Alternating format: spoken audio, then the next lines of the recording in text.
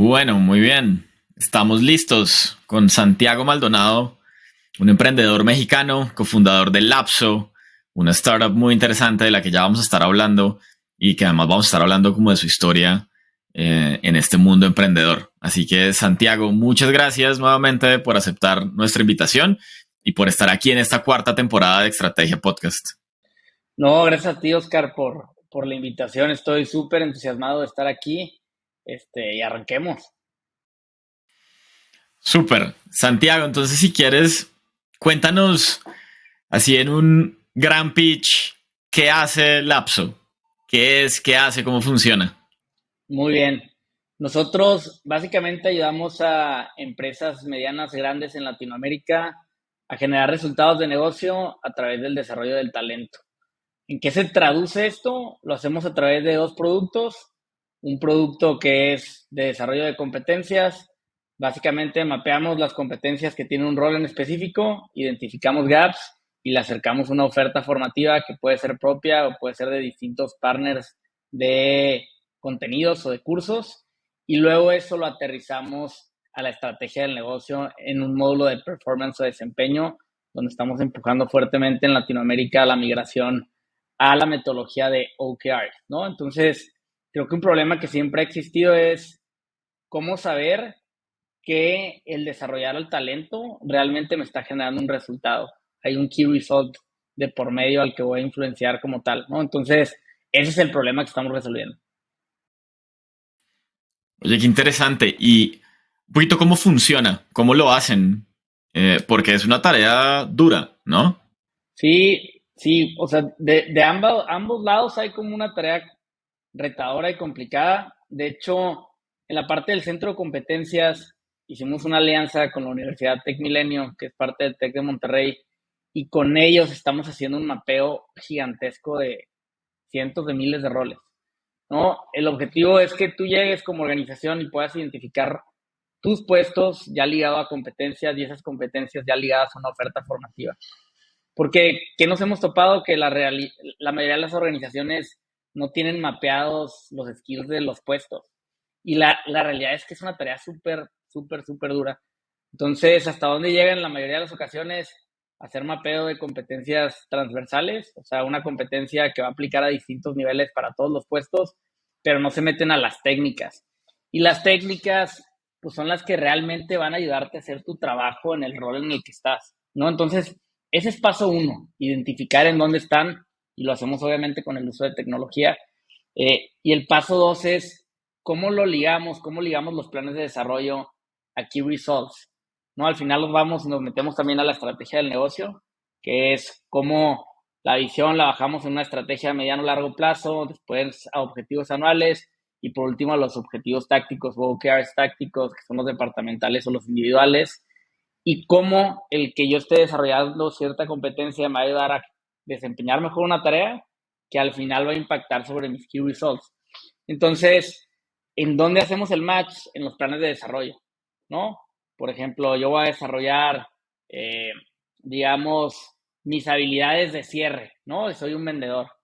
¿A qué key result impacta? A mi porcentaje de conversión, que al final es un input que va a pegar sobre llegar a cierta meta de venta como tal, ¿no? Entonces nosotros vemos ya a nivel panel cómo el desarrollo de esa competencia en cierto grupo impactó sobre los key results. Y ahí es donde tenemos ahora sí de una forma mucho más transparente cuál es el retorno de inversión del talento. Y lo principal que queremos hacer, Oscar, es que las organizaciones vean la importancia de ello. ¿Qué nos preocupa? Que la gente, o más bien que las organizaciones dejen de invertir en desarrollar a la gente o que no lo tengan atado a su estrategia del negocio. Porque si eso sigue sucediendo en 5 o 10 años, no vamos a poder generar valor en Latinoamérica en nuestras organizaciones. O sea, el generar valor va muy ligado a temas de innovación y la innovación no se puede dar si la gente no tiene las herramientas. Y parte de ese kit de herramientas son skills, son competencias, ¿no? Eso, tocas un punto súper importante y es como esa disposición de las empresas y de las organizaciones para eventualmente, eh, pues, darle la importancia al desarrollo del talento y entender que a partir de ahí se puede conectar con la estrategia de la organización. ¿Cuáles han sido como los retos que ustedes han tenido ahí en ese tema? Hay dos tipos de retos, ¿no? El reto número uno es el cultural. ¿Qué proyectos no nos han salido bien? Cuando las organizaciones dicen, ¿sabes qué? En mi encuesta de clima laboral la gente dice que quiere más capacitación, nos contratan, pero no hay una estrategia de en qué los voy a desarrollar, por qué los voy a desarrollar en eso. Entonces, ¿qué pasa ahí? Y realmente hay muchas ofertas así en el mercado, ¿no? Donde accesa a un catálogo de 1,500 cursos. Lo ponen, la gente anda súper emocionada, hypeada las primeras semanas, los primeros meses, ves muy alto el porcentaje de usabilidad. ¿Qué pasa en el mes 3? Cae. Y el average de porcentaje de usabilidad mensual de esas plataformas es abajo de un 6-7%. Termina ya no usándose porque el colaborador no entiende por qué tiene que tomar el curso, la organización no entiende de qué forma eso le va a ayudar a su estrategia de negocio como tal. Entonces termina quedándose como en un proyecto que no despega, ¿no? Y nos ha sucedido y un poco más adelante te voy a platicar. Por eso también hicimos una transición de nombre, porque nos metimos a los temas de performance o desempeño, porque tiene que estar atado la parte de estrategia de negocio con la parte de estrategia de talento. Entonces, ese definitivamente ha sido un reto. Y el otro reto ha sido el tema, pues un tema entre técnico y de cómo empezamos cada vez a tener mapeadas más competencias. Porque si no tienes algo mapeado de acuerdo realmente a tus necesidades en tu rol y no encuentras cursos o recursos formativos, pues igual, ¿no? No terminas teniendo ese aha moment con el producto y no terminas generando valor a través de... Entonces supimos que no lo íbamos a poder hacer solos. Y ahí es donde entramos con alianzas importantes y vamos a estar integrando otros marketplaces de cursos mapeados a todo el tema de competencias por roles, ¿no? Eso que dices es clave, ¿no? Y es como también de alguna manera la formación del talento ha venido migrando a esquemas mucho más personalizados, de alguna manera, ¿no? Donde o la tecnología o la empresa proveedora del servicio entiende bien qué es lo que necesita el empleado para desarrollarse y no es como esta lista de 1,500 cursos y usted ve a ver cuál es el que le sirve y haga lo mejor que pueda, porque de ahí es donde la tasa de deserción probablemente se incrementa, Sí, sí. ¿no? Sí, es altísima, ¿no? O sea, no hay propósito para nadie, ni para el colaborador, ni para el líder, para empujar ese entrenamiento, ni para la organización. Entonces, creo que ha sido un cambio muy grande de chip. Desde hace muchos años se vende todo el tema de retorno de inversión sobre los programas educativos, etcétera, pero nunca ha sido algo fácil de ver, porque no está ligado. Entonces, siempre tienes que partir cuando vas a hacer un programa de desarrollo de cuál es ese success metric, qué es lo que quiero lograr. Si lo defines día uno, va a ser muy claro el entender en dónde estás y a dónde quieres llegar, ¿no? Y es un poco la metodología de OKRs aterrizada a un programa de desarrollo como tal.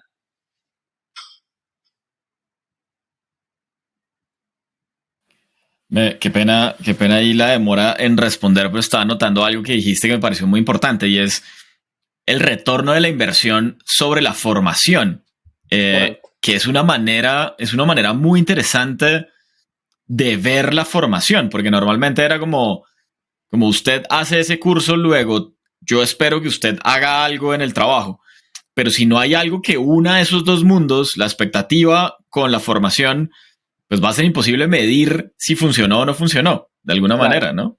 claro. Y deja de ser una inversión y pasa a ser una prestación, ¿no? Y Claro, total. desarrollo es inversión. Este, y por el otro lado está todo el tema de la parte de desempeño o performance, ¿no? Que nosotros, digo, no estamos casados con un framework en específico, pero empujamos mucho a la parte de OKRs, que creo que empezó muy fuerte con startups y cada vez lo ves implementándose en grandes corporativos y tiene que ver con cómo alineo a toda mi organización a un fin común, ¿no? Hablas con gente en organizaciones, sobre todo muy grandes, y les preguntas, ¿cómo te evalúan? Oye, ¿estás haciendo bien tu trabajo? No saben. Este, ¿Cuál es tu plan, no? Dentro de la organización a 4 o 5 años. oye, ¿de qué forma tu trabajo del día a día contribuye a la visión de la organización? Por lo general la respuesta es no sé, no sé, no sé, no sé. Entonces, partiendo de eso, Oscar, imagínate qué tan motivada está la gente. Nada, cero. Porque van y hacen lo que tienen que hacer, porque alguien les está diciendo que lo tienen que hacer, pero no saben de qué forma contribuyen a algo más. De ahí es donde nos pega el tema de engagement, obviamente la gente sale de la compañía y busca otras oportunidades. El trabajo, pues, pasamos un 60-70% de nuestra vida trabajando, ¿no? Entonces, tienes que trabajar en algo que te llene, tienes que trabajar en algo que sepas de qué forma estás impactando en una visión en la que tú crees. Y creo que esto ha ido cambiando muchísimo, ¿no? Ha ido cambiando muchísimo en los últimos años con las nuevas generaciones, millennials, centennials, que buscan eso, buscan un propósito, no nada más un trabajo. Total. ¿Qué resultados logran las empresas a partir de la utilización del software y los servicios que están asociados al software de ustedes? Sí, es una muy buena pregunta porque por lo general, si nosotros vamos y, oye, te vamos a vender el que uses OKRs y el que uses mi producto de competencias y vas a crecer 20x, pues no, ¿verdad? O sea, es falso. Lo que queremos generar es un cambio de cultura. O sea, cuando logramos realmente un cambio de cultura que se traslada en una cultura de desarrollo continuo, donde la gente continuamente está desarrollando nuevas habilidades que al final se traducen en comportamientos tangibles que están generando un impacto, ¿no? Si logramos eso, primer check que buscamos con el centro de competencias. Segundo check es cómo hacemos que se viva una cultura de ejecución. ¿Qué es la ejecución? Básicamente son los OKRs, ¿no? O sea, cómo pasamos de la visión a la estrategia a los OKRs y en mi día a día, cómo trabajo en ejecutar para poder lograr esos resultados clave. ¿Qué es lo que pasa de este lado, ¿no? Del tema de performance, o el tema de OKRs o de objetivos en las organizaciones tradicionales, por así decirlo. Yo voy, defino mis objetivos al principio del año, los guardo en un cajón, le pongo seguro y vuelvo a ver, mis objetivos eran estos 6, 7 meses después, ya cuando viene un performance review. Entonces, pues es muy difícil mover la aguja, ¿no? Es muy difícil realmente generar una ejecución de la estrategia cuando no se está pensando en ella en todo momento y de qué forma vas a ejecutar la estrategia en tu day to day a través de tareas. Al final, en el día a día del colaborador está dividido un 60-70% en la operación del día a día y el otro 30% tiene que ser estratégico en de qué forma con ciertas tareas voy a lograr mover la aguja de mis resultados claves para contribuir en el logro de la estrategia del negocio y por ende de la visión. Entonces, así básicamente se traduce, ¿no? Claro, totalmente de acuerdo. ¿Cómo nació la idea? Un poquito, ¿cómo empezaron a trabajar en esto? ¿Cómo identificaron ese problema del que hablábamos al inicio? Sí, fíjate que yo me gradué aquí en Monterrey, empecé a trabajar en una empresa de consultoría, pero bueno, antes de entrar a esta empresa de consultoría, pues, toda mi vida mi mamá tenía una empresa y ella daba servicios de recursos humanos, entonces desde muy chavito, ya sabes, hacía prácticas profesionales con ella y veía temas de capacitación, temas de evaluaciones de desempeño, etcétera. Luego paso a mi vida profesional a esta empresa de consultoría y el primer proyecto que me toca tiene que ver con HR, ¿no? Y con cómo mejorar todos los programas de entrenamiento para así lograr comportamientos, etcétera.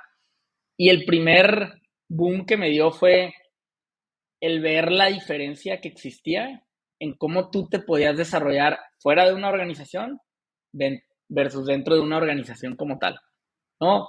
Fuera de ella venían lanzándose plataformas gigantes como Coursera, Udemy, etcétera, ¿no? Entonces, pues era súper fácil accesar a un marketplace de cientos de cursos, veías contenido audiovisual con mucho contexto, con ejercicios muy prácticos, te ibas a la empresa y veías una plataforma que se veía como de 1985, toda gris, abrías un curso que se siguen utilizando mucho, que se les dice SCORMS, que es un formato en el cual hacen los cursos, los embeben, y te salía un avatar hablándote, un audio, o sea, muy, muy, muy con falta de engagement, ¿no? O sea, la gente ibas y le preguntabas, oye, ¿cómo son tus...? Y todavía pasa, Oscar, vas y le preguntas, ¿cómo es la capacitación en tu organización? No, pues básicamente son como PowerPoints interactivas.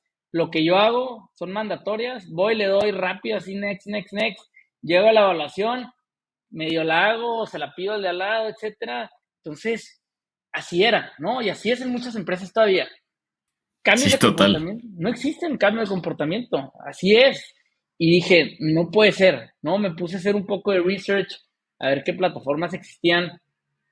Casi todas eran el famoso LMS o Learning Management System, que tiene un enfoque Ajá. en el administrador, ¿no? En darle toda la información al manager de recursos humanos, pero experiencia de usuario era muy, muy mala, ¿no?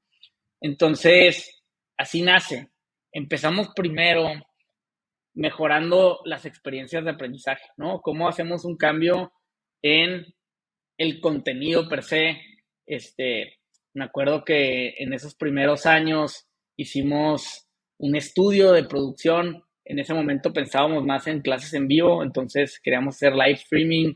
Eh, Tema de cómo hacer streaming no era tan sencillo como hoy, entonces tuvimos que comprar servidores especiales para hacer streaming, era carísimo, fallaba demasiado la conexión. O sea, realmente en 8 años ha cambiado demasiado el mundo, ¿no? En ese sentido. Entonces fue súper complicado en un principio, pero bueno, ¿no? Empezamos a generar algunos proyectos de aprendizaje y después de conocer el mercado como haz de cuenta, como un consultor independiente, se forma Learnit.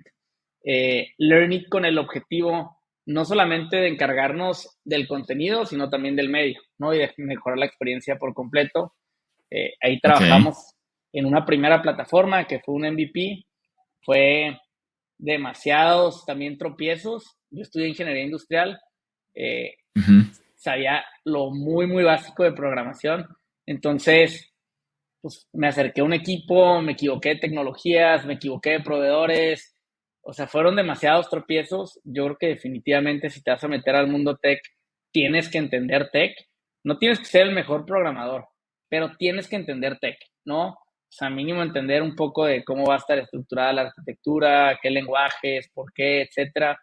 Entonces lo aprendí a la mala, hasta que pudimos hacer un MVP que pusimos en manos de nuestros primeros clientes a mediados del 2018, y junio, julio de 2018 hicimos un primer levantamiento de capital, de Friends and Family con $300,000, y ahí empezamos a arrancar un poco más fuerte, ¿no? Ya contratamos los primeros devs internos de la compañía, alguien que era la persona de ventas, marketing, ya sabes, que hacía absolutamente de todo, eh, y empezamos a echar a andar ahora sí que el camioncito, que nos trajo a donde estamos ahorita, ¿no? Ok. Muy interesante. ¿Cómo fue construir ese primer MVP? Em, Porque nos decías un poquito que como que te acercaste a proveedores y demás. Y a veces esas relaciones son complicadas. Cuéntanos un poquito más en detalle ahí cómo fue ese proceso de construir el MVP inicial. Sí, digo, yo soy ingeniero industrial frustrado de UX UI, me encanta todo el tema de diseño, ¿no? Entonces, inicialmente armábamos el UX UI, lo pasábamos a un proveedor, y me acuerdo que hablamos con el proveedor, oye, ¿qué lenguaje me recomiendas para hacer la plataforma? Y nos dijo, no, pues sabes que Go. Ya nos pusimos, veíamos que era un lenguaje de Google que venía en ascenso, no, pues se escucha fregón, ¿no? Entonces empezamos a hacer la plataforma en Go. Para eso, este proveedor no sabía Go. O sea, su entrenamiento de hacerse un programador de Go fue a través de nosotros, entonces obviamente un chorro de errores. Nos dejó el proyecto a medias y bueno, ahora ponte a buscar a un programador que sepa Go. No Eso te iba a hay. decir, es súper complicado, o sea, es muy difícil. Y los que hay cobran carísimo, además. No sé ahorita, pero hace 4 años no había nadie. O sea, era súper difícil. Tenías que encontrar a alguien del otro lado del mundo. Habían barreras del idioma. Entonces, fue difícil. Total, lo volvimos a hacer desde cero, utilizando lenguajes Node.js, Angular, que pues, JavaScript muchísimo más posicionado en el mercado, más fácil de encontrar talento. Y el first employee fue un dev, ¿no? Un dev que hoy en día lidera gran parte del equipo de tecnología, eh, y él básicamente ayudó mucho en poder con distintos partners. Lo hicimos con un equipo en la India, primero el MVP, y con Brian, que estaba en el equipo aquí en Monterrey. Hicimos lo que fue el primer MVP, ¿no? Con estas nuevas tecnologías, nosotros ya estábamos vendiendo el producto 4 o 5 meses antes de lanzarlo. Ya sabes, historia típica de emprendedor. Entonces ya teníamos vendido un primer proyecto con una empresa realmente mediana grande, un poco más grande que mediana, yo diría. Y en julio con ese MVP lo lanzamos con ellos. Obviamente, pues ya sabes, salieron N cantidad de cosas, pero la experiencia era muy buena, era muy distinta a lo que ellos habían probado. Entonces, colaborador estaba súper contento y entusiasmado, el administrador de HR también, y ahí es donde empieza a caminar este tema que nos permite hacer una primera ronda de levantamiento, y esa ronda de levantamiento nos ayudó a meter al equipo comercial, a meterle a nuestro equipo tech o de producto y avanzar un poco más rápido en ese sentido. Eh, Se viene 2019, crecimos muchísimo, ¿no? Crecimos 3, 4x más o menos. ¿En qué año fue la pandemia? ¿2020? 20, sí, en 2020 empezó. Se viene la pandemia y para nosotros fue un boom, ¿no? O sea, todas las empresas estaban en ese proceso de transformación digital y tuvieron que acelerarlo 5 o 10 años. Entonces nos fue muy bien. Todos empezaron a migrar sus programas de entrenamiento a temas de e-learning. Volvimos a crecer bastante, con distintos retos, ¿no? Porque ahora ya traes retos operativos también. Tienes que trabajar en mejorar la infraestructura porque cada vez hay más usuarios. Necesitas soportar esa cantidad de usuarios, pero al mismo tiempo seguir adquiriendo. Y Hicimos en muy... ese punto, Sí, discúlpame ahí un segundo, pero en ese punto, ¿ustedes construían el contenido también? ¿O no. ya traían contenido de otros lugares? Ahí ofrecíamos dos servicios, Oscar. Nosotros les vendíamos la plataforma que le llamábamos un LXP, Learning Experience Platform, y hacíamos cursos a la medida. Ok. Entonces, yo llegaba contigo, cliente, aquí está tu plataforma, te cobro licencias, ¿no? De uso, y aparte te hago tus cursos de acuerdo a tus procesos operativos, toda la parte súper a la medida de los clientes como tal. Estos eran nuestros servicios 2020, ¿no? Ok. A finales del 2020 nos dimos cuenta de dos cosas. La primera, necesitábamos ligarlo a desempeño. Sí o sí teníamos que ofrecernos también el tema de performance. Clientes nos lo estaban pidiendo. Dicen que una muy buena señal cuando un producto puede jalar realmente o realmente es algo que el cliente quiere, es cuando está dispuesto a pagarte upfront por él. O sea, si upfront te dice, yo quiero esa solución y sabes qué, te pago porque la hagas. No me importa que no sea mía, te la voy a pagar, ¿no? Y luego la voy a licenciar. Es una muy buena señal. Y logramos hacer eso con 4 cuentas y creamos nuestro producto de performance. En ese momento yo no sabía nada del tema de OKRs, solamente sabía que necesitábamos ligar la parte de desarrollo a un tema también de ejecución y de la estrategia del negocio. Cada vez la estrategia de talento tiene que ir más arraigada a la estrategia del negocio. Y la forma de hacerlo para nosotros en ese momento era a través de eso, ¿no? Entonces, eso empieza a cambiar a finales del 2020 y nos damos cuenta también que necesitamos, o sea, hay cursos que son súper genéricos, ¿no? O sea, un curso de inducción o código de ética o de temas súper operativos de las organizaciones son súper a la medida y esos se tienen que construir desde cero. Pero un curso de liderazgo, trabajo en equipo, Excel, todas las metodologías ágiles, Agile, Scrum, etcétera, son cursos genéricos, ¿no? Que pueden hacer buen fit con cualquier tipo de organización. Entonces, dijimos, necesitamos darle esa oferta a nuestros clientes también. Y empezamos a trabajar primero en el producto de desempeño. eh, Más adelante entramos a Y Combinator, en Summer 21, y ahí es donde empezamos a crear nuestro catálogo de cursos también, haciendo otro levantamiento de capital importante. Ok, súper. Antes de la experiencia de Y Combinator, algo que me parece muy importante y es un poquito como las iteraciones que ustedes dieron en esos 2 años de funcionamiento entre 2018 y 2020 y cómo fueron dándose cuenta de lo que necesitaba también un poquito el mercado y ustedes necesitaban tener en su producto. ¿Cómo fue vender esos primeros clientes con las versiones iniciales y después empezar a escalar lo que iban encontrando? Sí, creo que es un buen punto. O sea, primero que nada, creo que como emprendedor te tiene que gustar la venta. Si no es a ti como founder y CEO, a alguien de tu equipo de founders le tiene que gustar el tema comercial. A mí, Oscar, me encanta el tema comercial. Todavía al día de hoy llego y le digo a mi esposa, me encanta vender, me gusta muchísimo. Entonces, pues al principio sí era súper difícil ganar confianza cuando llegabas y estos son mis clientes, ¿no? Y había un logo o dos logos. Eh, el primero fue un voto de fe que tuvieron en nosotros, no era alguien que yo conocía, simplemente tenían realmente un problema, no encontraban una solución que pudiera resolver ese problema, que estuviera ya establecida en el mercado, y nos dieron ese voto de confianza, ¿no? Y creo que así fueron los 2 o 3 primeros clientes. Después, generando una buena experiencia con estos 2 o 3 primeros clientes, empieza a tener referrals. Y el poder decirle a un cliente, oye, no te preocupes, habla con esta persona y que te platique cómo ha sido la experiencia con nosotros en estos últimos meses, ¿no? Desde que estamos trabajando con ellos. Y de que alguien pueda dar ese voto de fe y que pueda hablar bien de ti es súper importante para generar tracción. Y otra estrategia que creo que desarrollamos muy bien es que empezamos a crear un canal de partners muy, muy fuerte. Partners que eran, en este caso, consultoras de recursos humanos, universidades, que ya tenían clientes, pero querían venderle más a esos clientes y querían empezar a obtener también ingresos recurrentes como tal, ¿no? Entonces, a través de estos partners también pudimos llegar ya con la confianza que este partner tenía generada con el cliente a ofrecerle nuestro servicio y nuestro producto. Eso para generar este proceso de tracción, ¿no? Y de venta y de adquisición. Y durante, queda la otra pregunta, el tema de, seguro es algo que han escuchado muchísimo, pero habla con tus usuarios. Esa parte es clave. Y hoy en día nosotros, digo, damos servicio a más de 300 equipos y sigo yo metiéndome todavía muy seguido a hablar con los clientes y a hablar con los usuarios.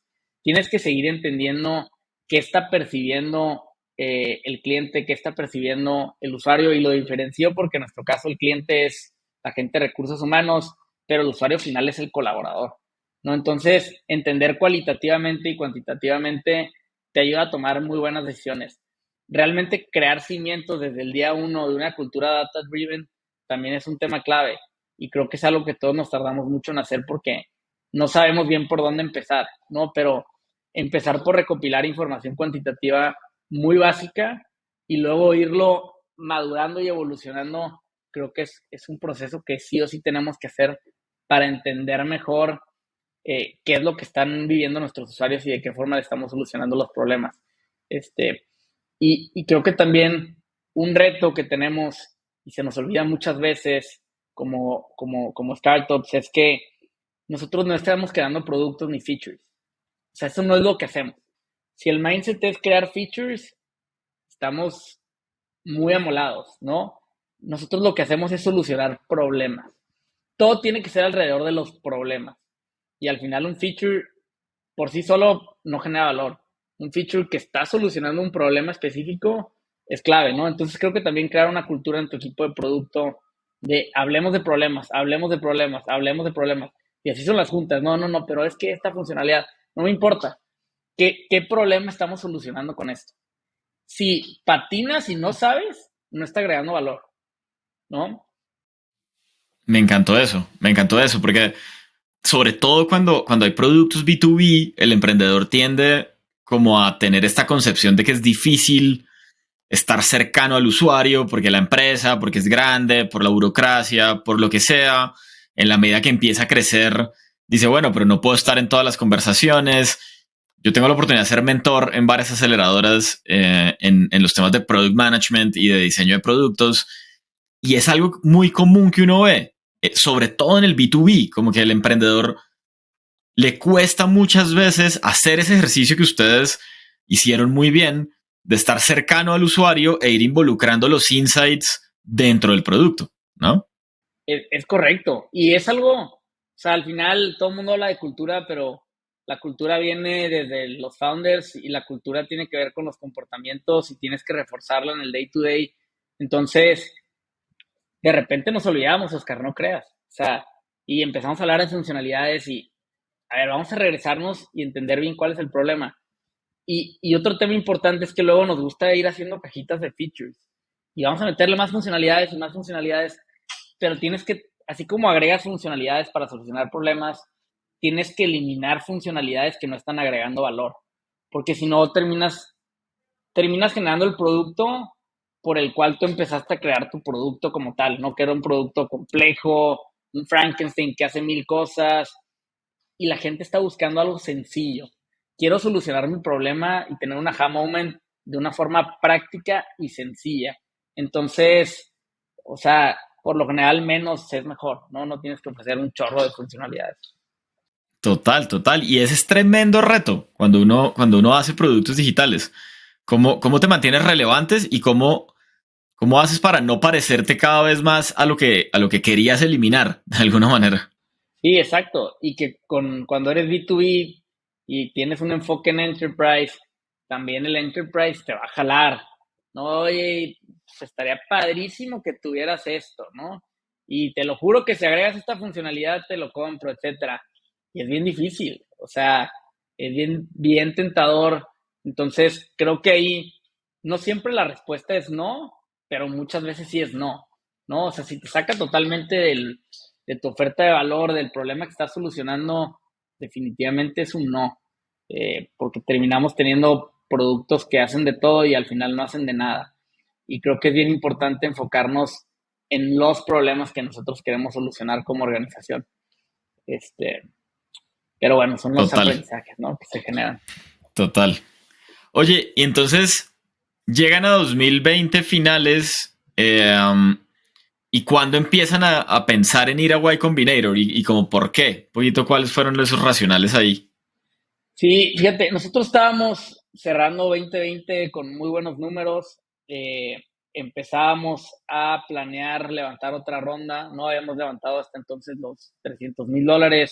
Ya habíamos crecido la compañía, teníamos buen revenue, buenos units economics, éramos profitable ya. eh, y siempre yo he estado muy de cerca un amigo mentor que se llama Armando Solves, que él es de los founders de Skyropex.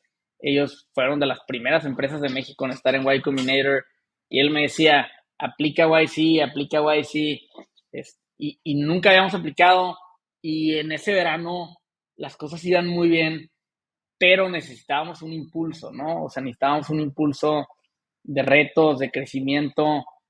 Creo que en su momento previo a YC, pues la mentalidad era vamos a crecer, pero no, hombre, Billion Dollar Company, unicornio, pues no tienes claro realmente cómo lograrlo, no nada más es una aspiración, pero no hay una estrategia bien definida de cómo lo vas a lograr y cómo vas a llegar a. Entonces, aplicamos a YC en abril, eh, fuimos de los, fue la primera vez que aplicamos, y fuimos de los que aplicamos tardíamente y me acuerdo cuando recibimos el primer correo para la entrevista, pues la emoción ya estaba alta, ¿no? Y luego tuvimos ya el interview, donde son 3 personas de YC que terminan siendo tu grupo de mentores, haciéndote N cantidad de preguntas. Obviamente me preparé bastante para esa sesión. ¿Cómo te preparas? Pues hay un chorro de blogs de preguntas que te hacen en la entrevista de YC, ¿no? Y realmente es nada más ver qué preguntas te van a hacer. Creo que un reto que tenemos los latinos también, y yo lo hacía, aunque hablo muy bien inglés o hablo inglés desde chiquito, pues no lo usas en el día a día, ¿no? Entonces tienes que ahora sí que destrabar la lengua. Yo me puse a hablar semanas en inglés con mi esposa y me decía, deja de hablarme en inglés, pero no, tengo que estar súper suelto, súper al tiro para que sea una barrera menos, ¿no? En la entrevista. Eh, tuvimos la entrevista y creo que nos hablaron a los 2 días para decirnos que íbamos a ser parte de YC Summer 21. Y bueno, fue una experiencia tremenda haber estado en YC. ¿Y cómo prepararon un poquito la entrevista y cómo fue ese momento de la entrevista de YC? Bueno, la entrevista es muy, muy breve, creo que son 9, 10 minutos y hay muchos blogs donde te vienen las preguntas que te hacen, ¿no? Te hacen preguntas de absolutamente, se pueden ir por muchos lados, ¿no? Pero primero es entender qué haces, ¿no? ¿Qué es lo que hace tu organización? ¿Qué problema estás solucionando? Un poco entender los units economics, dónde estás, la atracción, a quién le vendes, por qué te compran a ti. Entonces, básicamente era como, son respuestas que por lo general ya sabes.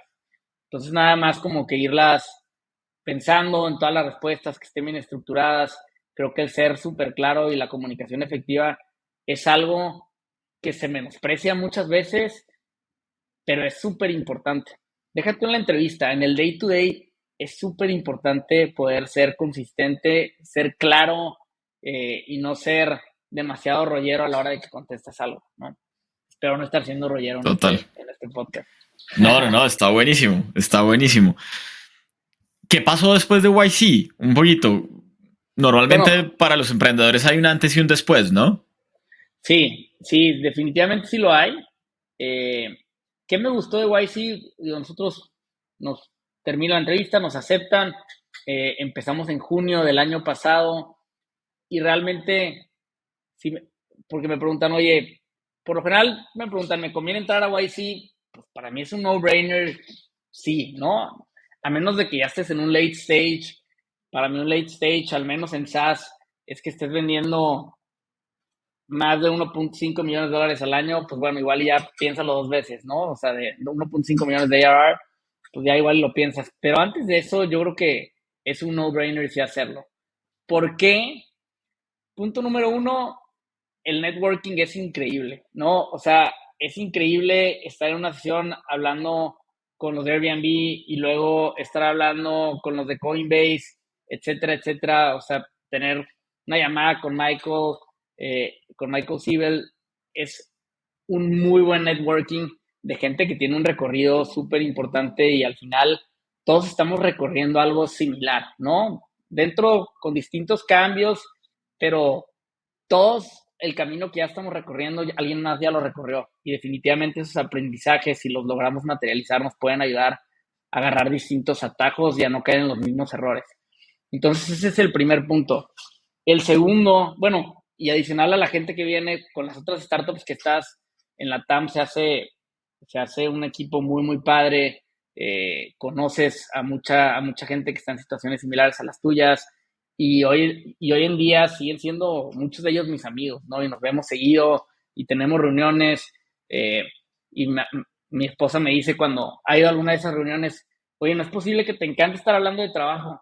Es que realmente cuando emprendes, o sea, tu emprendimiento no lo sientes como trabajo, es como trabajo, pero al mismo tiempo es tu hobby, es tu pasión, ¿no? Entonces, para nada me cansa hablar de eso y encontrar a gente que está en lo mismo que tú, pues es como si te encanta el fútbol y vas a cenar con tus amigos, vas a estar hablando de fútbol y vas a ser más feliz. Para mí es así hablar de startups, me encanta el tema. Entonces, eso es súper, súper bueno. El segundo punto, el acceso a capital, muy distinto.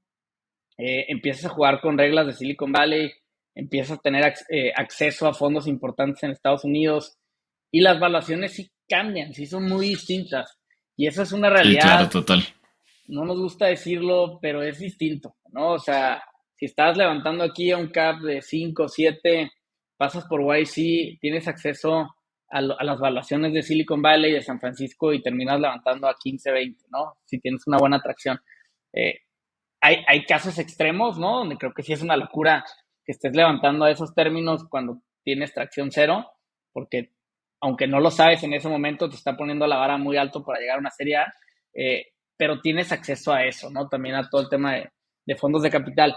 Y el tercer punto es, se te hace mucho más claro cuál es el camino para volverte en una billion dollar company, ¿no? Y no se vuelve ya, deja de ser ya un sueño de, wow, estaría padrísimo, y empiezas a tener mucho más claro cuáles son esos hitos que tienes que ir alcanzando, los distintos escalones, Y no es que sea fácil, pero ves que si eres consistente, lo puedes lograr, ¿no? Lo puedes lograr y se vuelve mucho más tangible el sueño.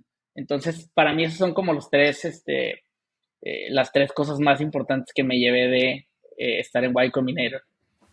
Total, total. Y te abre la cabeza, ¿no? Como te pone a ver Sí, el mundo se te queda pequeño de alguna manera. exacto. Y creo que es parte importante como de ese mindset que cambia después de pasar por una aceleradora como YC. Hay algo que me parece bien interesante y es que al final terminamos hablando siempre de desarrollo de habilidades, que es justamente lo que ustedes hacen. Sí, O sea, es decir, si quieres entrar a YC, vas a tener que tener un skill muy importante en romper la barrera del idioma, pero además vas a tener que comunicarte de manera efectiva, pero también vas a tener que ejecutar y ahí hay unos skills que también tienes que desarrollar. Entonces creo que es muy interesante ver cómo el producto, ustedes al final es un producto transversal al ser humano en todo lo que hace, ¿no? es correcto, ¿no? Al final, creo que el desarrollo continuo es cada vez uno de los skills que más requerimos todos. Seguramente todos los que están emprendiendo se están echando su libro, su 2 libros, no sé, 3 libros al mes, y al final eso es desarrollo. O sea, todo eso lo estás absorbiendo para poderlo materializar en un comportamiento que te ayude a algo, ¿no? Entonces, definitivamente, el ir creando esas culturas a nivel individual y a nivel organizacional es lo que nos va a llevar a un siguiente nivel. En mi caso, fue lograr entrar a YC, ¿no? Durante YC, poder sobresalir dentro del resto de las startups de YC, porque al final también es un tema importante, pero todo el tiempo estás absorbiendo, absorbiendo, absorbiendo, absorbiendo, y sobre todo, ya que absorbes, ver cómo lo puedes materializar y agregar valor. Total. Santiago, ya estamos terminando. Un par de preguntas finales. ¿Qué ha significado para ti emprender? Ok, para mí emprender se ha significado en, ahora sí que mi propósito de vida, ¿no? Al final, eh, lo decía hace rato, ¿no? Cuando vas con tus amigos que están en lo mismo que tú y tienen un propósito similar, que es ver cómo pueden solucionar un problema generando valor, contribuyendo en su país, en su región, etcétera. Eh, Eso es algo que me apasiona y creo que es importante seguir tus pasiones. Y para mí eso significa emprender, ¿no? Poder contribuir a través de lo que es hoy en día mi pasión. Súper. ¿Cuál ha sido el peor y el mejor consejo que te han dado? Eh, el mejor consejo, yo creo que ha sido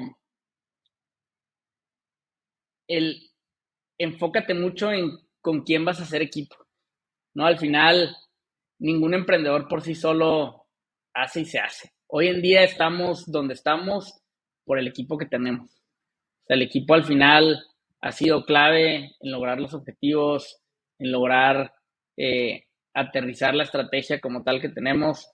Entonces, el rodear de gente que sea mejor que tú es súper importante, no es un cliché, aunque escuchamos mucho, realmente es algo que tienes que buscar. Gente diferente a ti, gente que sea mejor que tú en cosas donde tal vez tú no eres muy bueno, complementarte. Eh, y el peor consejo que he escuchado o que me han dado, ¿cuál será? Creo que ha sido que, o sea, que yo, Santiago, como emprendedor, que trate de diversificarme un poco. Creo que es algo que escuchas mucho y es como el viejo consejo de no tengas todo en una sola canasta, pero yo creo que es importante enfocarte, ¿no? O sea, si tú estás ahora sí que desayunando, comiendo y cenando en lo que estás, vas a poder generar muchísimo más valor y vas a poder lograr los objetivos que tienes. Si estás pensando en una cosa, al mediodía en otra y en la noche probablemente vas a poder hacer varios negocios chicos, medianos, pero no vas a poder hacer uno gigantesco. Y creo que uno gigantesco te puede ayudar a tocar más gente, te puede ayudar a solucionar más problemas, te puede ayudar a realmente generar un impacto en la región en la cual perteneces. Entonces creo que el enfoque es algo súper importante y que muchas veces nos olvidamos de ello, ¿no? Total. Oye, y por último, un libro o recurso que nos recomiendes. Eh, Voy a dar como mi top 3 de libros que más me han gustado y son muy distintos. High Output Management de Andy Grove es una joya en temas de management. Andy Grove es el precursor de los OKRs. Él fue CEO de Intel, entonces todo lo que hizo en Intel es increíble y creo que es un must para todas las personas que lideran un equipo leer ese libro. Shoe Dog de Phil Knight, la historia de Nike, es un súper libro. O sea, realmente te habla de la perseverancia que él tuvo día uno para convertir lo que Nike es hoy en día, ¿no? Que es un imperio gigantesco. Y de hecho, cuando estás durante YC, te lo dice Michael Siegel, ¿cuál es el skill o la habilidad o el comportamiento más importante de un emprendedor para lograr el éxito? Es el ser perseverante. O sea, tienes que perseverante no es lo mismo que necio, ¿verdad? Pero tienes que ser muy perseverante en lo que estás haciendo para lograrlo. Entonces, ese libro me encanta por eso. Y el tercero, que se me hace una sátira súper chistosa, muy buena, se llama Disrupted. Se lo escribió Dan Lyons. Él después fue escritor de la serie de Silicon Valley. Es una serie que está muy chistosa, es una sátira de las startups. Por muchas cosas te vas a reír porque sí lo hacemos, ¿no? Pero es un libro que me sacó N cantidad de carcajadas durante la lectura y lo recomiendo muchísimo. Buenísimo, buenísimo. Muchas gracias, Santiago. Muchas gracias por tu tiempo y por habernos contado tu historia, por la apertura y por todos los aprendizajes que nos dejaste hoy en esta conversación. No, gracias a ti, Oscar, por la invitación y digo, encantado de conectar con tu audiencia. Si alguien quiere escribirme para rebotar ideas o cualquier cosa, mi correo es santiago@lapso.com y con gusto podemos platicar. Súper, súper. Ahí lo dejaremos en las notas del episodio. Muchas gracias de nuevo, Santiago. Gracias a ti. Vale. Chao, chao. Bye bye.